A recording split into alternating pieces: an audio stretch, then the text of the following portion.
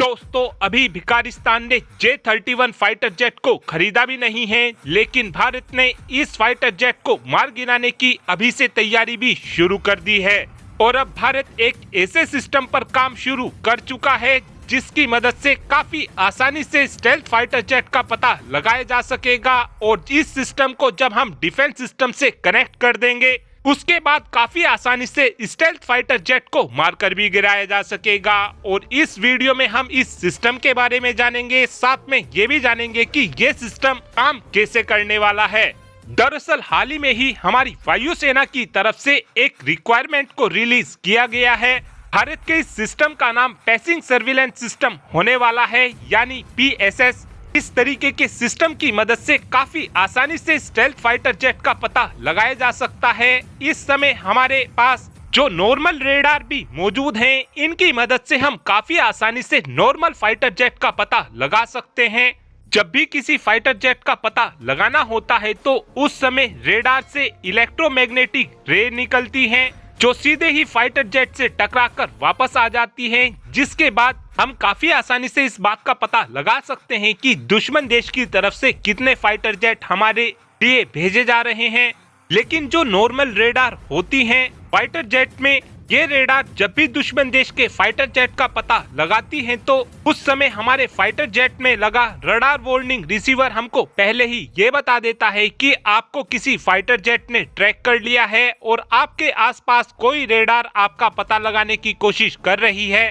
लेकिन आप सोचकर देखिए कि अगर फाइटर जेट के अंदर एक ऐसे रेडार को लगा दिया जाए जो इलेक्ट्रोमैग्नेटिक रे को ना छोड़े, फिर भी फाइटर जेट दुश्मन देश के फाइटर जेट का पता लगा ले और इस तरीके के काम को पैसिव सेंसर कर पाते हैं। इस समय भारत भले ही एडवांस से एडवांस रेडार को अपने देश के अंदर बना रहा हो, लेकिन अभी तक भी भारत के अंदर पैसिव सर्विलेंस रेडार को नहीं बनाया गया है। लेकिन अब इन सिस्टम को भारत मेक इन इंडिया के तहत बनाने जा रहा है। वैसे इस समय दुनिया में अलग अलग देश अलग अलग तरीके की पैसिव टेक्निक का इस्तेमाल करते हैं और इस वीडियो में हम केवल दो ही इम्पोर्टेंट पैसिव सर्विलेंस टेक्निक के बारे में जानेंगे और इन दोनों ही टेक्निक का ज्यादातर इस्तेमाल किया जाता है। पहली टेक्निक में अगर हम अपने फाइटर जेट की रेडार को बंद कर देते हैं तो उस कंडीशन में दुश्मन देश का रेडार बहुत मुश्किल से हमारे फाइटर जेट का पता लगा पाएगा और इतना रेडार पता लगाने की कोशिश करेगा, इतना फाइटर जेट अपना काम खत्म कर चुका होगा।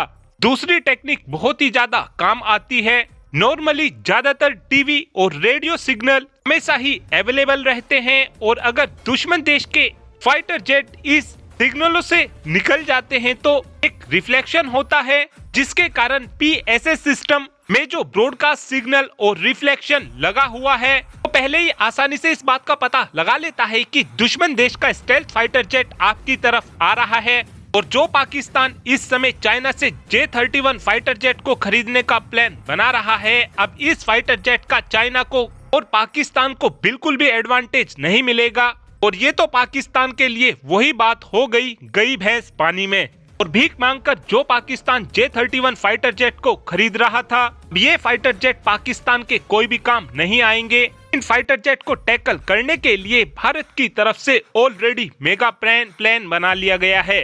और अब आप ही कमेंट कर बता सकते हैं कि आपको भारत का ये मास्टर स्ट्रोक कैसा लगा। इस बात का आंसर आप कमेंट बॉक्स में दे सकते हैं। Thanks for watching this video. Have a good day.